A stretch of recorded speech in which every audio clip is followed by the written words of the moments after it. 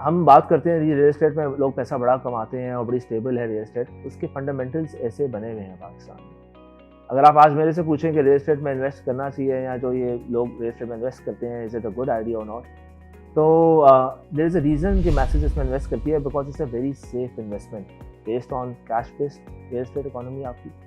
And then real estate is still are real estate, अगर आप इसका एनालिसिस करें रीजन वाइज तो अभी भी सबसे सस्ती है रीजन में। सो अगर आप इंडिया में चले जाएंगे और आप उनके शहरों के अंदर जाके देखेंगे और ख़ास तौर पे अर्बन एरियाज में, वहाँ पे आपको रियल एस्टेट से 4 गुना महंगी नजर आएगी। As you go towards west तो आपको सबको आइडिया है कि रियल एस्टेट कितनी महंगी है। सो क्या रियल एस्टेट अफोर्डेबल है वो एक अलग क्वेश्चन है, बट क्या real estate is a safe investment? Absolutely a very safe investment. इसमें एक और बहुत बड़ा पॉइंट ये है कि रियल एस्टेट को एज एन इन्वेस्टमेंट प्रोडक्ट देखा भी जाता है पाकिस्तान में। अगर हम ज़मीन.com के हवाले से बात करें तो हमारे यहाँ पे ज़मीन पे सेल्स प्लॉट्स की ज़्यादा है एज़ कम्पेयर टू घरों से। उसकी वजह यह है कि प्लॉट में लोग इन्वेस्ट करते हैं एंड दे फील सेफ। वो इन्वेस्टमेंट फिर वो यूज़ करते हैं, चाहे अपने किसी बच्चे की शादी करनी हो या एजुकेशन के लिए बाहर भेजना हो, and all these points come in to play. And बिल्कुल आपको रियल एस्टेट में इन्वेस्ट करने से घबराना नहीं चाहिए।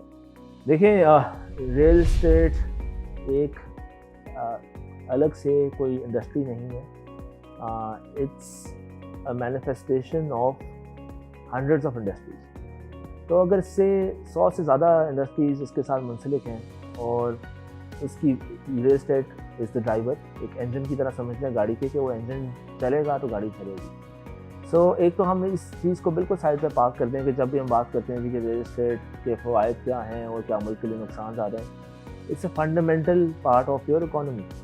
अच्छा, दुनिया भर में जो रियल एस्टेट के अंदर ट्रांजैक्शंस होती हैं, क्योंकि वहाँ पे मॉर्गेज की है, तो वो पाकिस्तान से बहुत ज़्यादा है। हालांकि पाकिस्तान बहुत बड़ी पॉपुलेशन है, हमारे अंदाजे के मुताबिक यहाँ पे जो टोटल ट्रांजैक्शन वॉल्यूम है वो 3 से 4 लाख। अगर आप अपनी सिर्फ मॉर्गेज मार्केट को निश्चित कर लें और लोग लोन ले सकें तो ये शायद 3 से 4 गुना बढ़ जाएगी।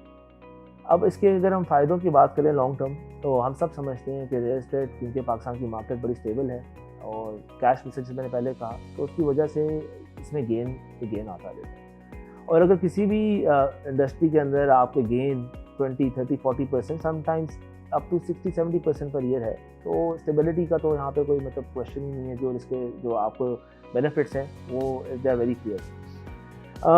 होता ये है कि प्रॉब्लम हमारे यहाँ पे जो है वो रियल एस्टेट से हटके है। आपकी मैन्युफैक्चरिंग इंडस्ट्री इतनी बड़ी नहीं है, आपकी सेल्फ डिपेंडेंसी नहीं है, and we depend on raw materials जो बाहर से आते हैं, और हम अपनी इकोनॉमी को स्टेबल नहीं कर सकते। और जब इकोनॉमी में ग्रोथ नहीं आएगी तो स्पेंडिंग पावर इंक्रीज नहीं होगी, तो रियल एस्टेट अफोर्डेबल नहीं रहेगी, and that's the problem we are facing. Business के पॉइंट ऑफ व्यू से आपकी कैश बेस होने की वजह से लैंड प्राइस ऊपर जाती है, अफोर्डेबिलिटी में गैप आ रहा है, और नुकसान उसकी वजह से अगर आप मुझे कुछ हद तक कहें तो बायर्स के पास अफोर्डेबिलिटी नहीं है कि वो ख़रीद सकें। उसको अफोर्डेबल करने के लिए जो गवर्नमेंट ने इनिशिएटिव्स दिए हैं, नया पाकिस्तान हाउसिंग स्कीम से लेके आपने मॉर्गेज पे सब्सिडी दी है और आपने 5-10 मरले के ऊपर एक रिबेट्स दी हैं इंटरेस्ट के ऊपर, तो उसकी वजह से आप अफोर्डेबिलिटी की तरफ जा रहे हैं। और जब रीसेंट नंबर्स आ रहे हैं, मेरे अंदाजे के मुताबिक, कोई अभी फिक्स नंबर्स रिलीज़ नहीं हुए, लेकिन अप टू 100% ग्रोथ देखी हमने जो लोन्स दिए जा रहे हैं 1 साल के अंदर। So I feel that real estate किसी भी मुल्क में उसकी बैकबोन है।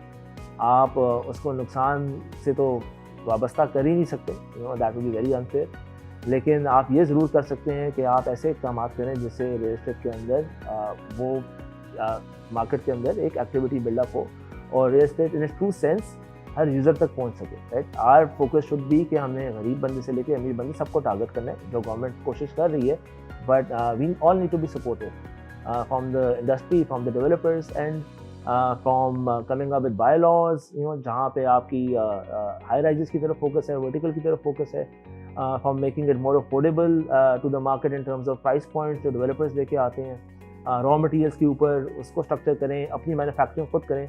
मैं आपको एक छोटा सा एग्जांपल देता हूँ कि पाकिस्तान की स्टील मिल जो पहले जितनी प्रोडक्शन करती थी अब उसके 25% भी नहीं करती, and this I am talking about over the course of last 30 years. तो जब आप अपनी प्रोडक्शन नहीं करेंगे तो आप रॉ मटेरियल प्राइस नीचे किस तरह लेके आएंगे? कोल हम इंपोर्ट करते हैं, कॉपर हम इंपोर्ट करते हैं, हम स्टील इंपोर्ट करते हैं, सीमेंट की प्रोडक्शन हमारी अच्छी है, बट सीमेंट में भी 40% प्राइस कोल की होती है। सो अगर ये सारी चीज़ें हम इम्पोर्ट करेंगे तो हम फिर आगे लोगों पे एंड यूजर्स पे कैसे पास ऑन करेंगे प्राइस को। सो प्राइवेट एंटिटीज़ भी, प्राइवेट डेवलपर्स भी स्टक हो जाते हैं इस मामले में, राइट। और फिर लैंड प्राइस आपकी कॉन्स्टेंटली ऊपर जा रही होती है, जो अभी भी इतनी महंगी नहीं है, लेकिन आपकी जो कंस्ट्रक्शन कॉस्ट साथ साथ ऊपर जा रही है, और फिर इंटरेस्ट रेट्स ऊपर जा रहे हैं। तो ये ओवरऑल डायनामिक्स एक सही डायरेक्शन में नहीं जा रहे। बट अगर आप मेरे से बात करें, again coming back to the point, कि क्या रियल एस्टेट के कोई नुकसानात हो सकते हैं किसी इकोनॉमी के लिए, तो मेरा आपसे इससे सिर्फ एक क्वेश्चन रहेगा। अगर आपकी पॉपुलेशन इंक्रीज़ हो रही है और पॉपुलेशन इंक्रीज रेट अगर आपका one of the highest in the region, तो लोगों ने कहाँ जाना है, कहाँ रहेंगे? मुझे कोई इसका जवाब दे सके। They need a roof on top of their head. ठीक है, एक साइड पे आप देख रहे हैं कि लोगों के पास हाउस होल्ड डेंसिटी हमारी बहुत हाई है, अबाउट 6 to 7 पीपल पर हाउस, और दूसरी साइड पे because of house hold shortage जो हर साल 1 मिलियन से इंक्रीज़ करती है, आज से 2 साल पहले 9 मिलियन पे थी, फिर 10 मिलियन पे गई, अब 11.4 मिलियन पे हम लोग आ चुके हैं। और ये आपके ऑफिशियल नंबर्स हैं, अगर आप इसको मार्केट फर्दर एनालिसिस कर लें डीप डाउन, तो ये नंबर से कदरे ज़्यादा होगा। 31% शॉर्टेज है पाकिस्तान में भी, as compared to Bangladesh and India, जहाँ पे 17-18% और इंडिया में 10% जो हाउस होल्ड शॉर्टेज है। तो पॉपुलेशन के ओवरऑल नंबर के मुताबिक अगर आप देखें जो अपर क्लास है या इंडस्ट्रियलिस्ट हैं जो रियल एस्टेट में इन्वेस्ट करते हैं, वो तो इन्वेस्ट करते रहेंगे। आप उसको कैसे सॉल्व करेंगे, रोकेंगे? If they have extra liquidity, दुनिया भर के इंडस्ट्रियलिस्ट रियल एस्टेट में इन्वेस्ट करते हैं, सिर्फ पाकिस्तान में। So we should drop the notion कि जी सारा पैसा रियल एस्टेट में चला जाता है। वी शुड फोकस ऑन कि हमने ये जो प्रॉब्लम है हाउस होल्ड शॉर्टेज की, या मॉडलिटीज पे कैसे फोकस करना है, कैसे सही करना है, और आम कौम तक, आम आदमी तक कैसे पहुँचना है। माशाल्लाह हमारे यहाँ पे 6 मिलियन विजिटर्स आते हैं, और हमारे सर्वेज और डिस्कशन चल रही होती हैं विद द एजेंसी कम्युनिटी। और सबसे खुशी की बात यह है कि पढ़ा लिखा तबका इस तरफ आ रहा है, एंड जो पढ़ा लिखा तबका आता है, कुछ लोग बाहर से भी आ रहे हैं, तो आप यहाँ पे अपना बिजनेस इस्टेब्लिश करें रियल एस्टेट के अंदर, तो उससे आपकी इनोवेशन, एक्सपोजर, जो कुछ सीखा होता है बाहर से, good practices, they come into play. And we are seeing that every single year. जब हम लोगों ने बिजनेस शुरू किया था आज से तकरीबन 14-15 साल पहले, तो उसमें और इसमें और आज के दिन में अगर मैं आपको फ़र्क बताऊं, तो ये फ़र्क है कि I feel that we not only as a company ourselves, लेकिन अदरवाइज भी this is turning into an industry. And जब भी एक चीज़ इंडस्ट्री की शेप लेती है, तो उसमें फिर एक्टिविटी भी होती है, उसमें फिर इंटेलिजेंस भी आती है, उसमें एजुकेशन भी आती है, and we seeing that difference. So let's be positive. My message to everyone to the channel is कि भी इसको पॉजिटिव तरीके से देखें। Let's try to build this together. ये खाली फिंगर पॉइंटिंग से नहीं काम चलेगा जी, बल्कि उससे उल्टा नुकसान होएगा मुल्क का। अच्छा देखें, ये बड़ा अजीब सा सवाल है, क्योंकि एक प्रॉब्लम को सॉल्व करने के लिए दूसरी प्रॉब्लम को हम उठा देते हैं, राइट। अगर तो आप मुझे कहें कि रियल एस्टेट प्रॉब्लम नहीं है, अगर आप मुझे कहें कि हाउस होल्ड शॉर्टेज नहीं हो रही है, और अगर आप मुझे कहें कि लोगों के पास आम घर अवेलेबल है, मैंने पहले भी बताया कि population density, house hold density हमारी क्या चल रही है, 6-7 लोग एक घर में रहते हैं, हाउस होल्ड शॉर्टेज के बारे में आपको बताया कि डिटेल में। सो क्या उस प्रॉब्लम को सॉल्व नहीं करें? और अगर नहीं करें तो फिर ठीक है, आप एग्रीकल्चरल कंट्री बन जाए, आप पॉपुलेशन इंक्रीज मत करें, as simple as that, right. अब आप मुझे कहेंगे कि पॉपुलेशन इंक्रीज कैसे रोक सकते हैं, और रुकना भी नहीं चाहिए, हमारा एसेट है। जब हम लोग बाहर जाते हैं, हम कहते हैं हमारे पास 60-70% यूथ है, तो Pakistan will rise because of our youth. तो फिर हम यूथ के लिए अगर इनिशिएटिव जो घर नहीं देंगे, तो यूथ कहाँ जाएगी? अब एग्रीकल्चर लैंड की इशू को अगर आप देखें कि हम सोसाइटीज़ में जा रहे हैं, तो I should comment the government की पहली गवर्नमेंट आई है जिन्होंने वर्टिकल डेवलपमेंट की तरफ फोकस किया, पुश किया। इन चीज़ों में टाइम लगेगा, and these things are only going to help solve the issues of agriculture land. लेकिन क्या आपका पूरा मुल्क खाली एग्रीकल्चर पे चल सकता है? Why are we after agriculture?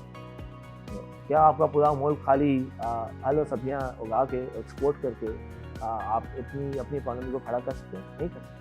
हम इस साइड पे क्यों फोकस करते हैं कि जी एग्रीकल्चर लैंड को रियल एस्टेट में चेंज कर दिया? हम ये क्यों नहीं फोकस करते कि हमारी एग्रीकल्चर की जो यील्ड है, जो प्रोडक्शन है, is the worst in the region, उसको बेहतर कैसे करें? अगर आप पर एकड़ अपनी प्रोडक्शन बेहतर कर लेते हैं in any agriculture that you are doing, तो फिर बाकी चीज़ें तो मायने नहीं रखती हैं।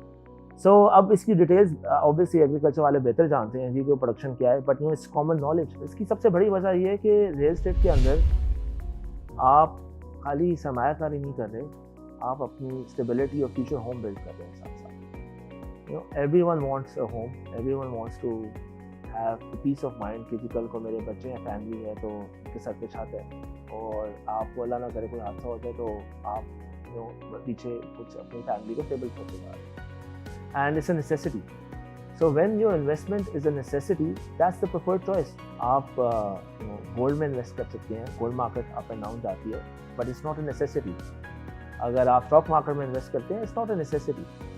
तो अगर एक ज़रूरत की चीज़ है, सबसे पहले मैं रियल एस्टेट में भी इन्वेस्ट नहीं करूँगा। मैं सबसे पहले घर कहाँ लेके आऊँगा, I will make sure that I have enough to feed my family, then I will make sure that I have clothes, रोटी कपड़ा और मकान। मुझे आज तक नहीं किसी ने कहा रोटी कपड़ा मकान और सोना। जब आप बिजनेसेस में इन्वेस्ट करते हैं तो उसमें हाई रिस्क हाई रिटर्न है। जब आप स्टॉक मार्केट में इन्वेस्ट करते हैं तो it could be high risk high return. Real estate is also decent return in Pakistan, not the highest perhaps, but very low risk. So अगर आप मुझे कहें कि मैं ऑर्डर में इसको स्ट्रक्चर कर सकूं, तो first priority will always be real estate and then we can look into other investments. One should always have a diverse portfolio. ये नहीं है कि आप एक ही चीज़ में इन्वेस्ट करके और आपके मैंने सारा रियल एस्टेट में डाल दिया और आज मैं बैठा हूँ। आप अपने आप को डाइवर्सिफाई ज़रूर करें, बट प्रायोरिटी अपनी आप ज़रूर you have to focus on how I am gonna go about my investments.